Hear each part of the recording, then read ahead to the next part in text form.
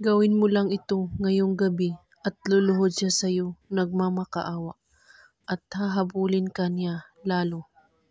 Una, kailangan mo ng dahon ng laurel at hawakan mo ito at ipikit mo ang iyong dalawang mata at ramdamin mo siyang mabuti.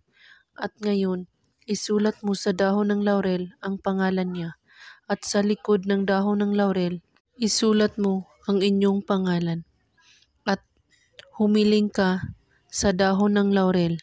Sa pamamagitan ng dahon ng laurel, pababalikin mo siya sa akin ngayon din at pwede rin ninyo itong dagdagan na nanggaling sa iyong puso at dahan-dahan lang po ang paghiling.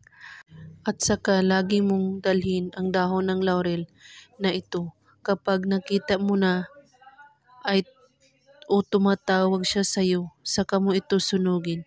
At bago ito sunugin, humiling ka ulit at saka mo ito sunugin ang dahon ng laurel at isaboy mo sa hangin ang abo nito.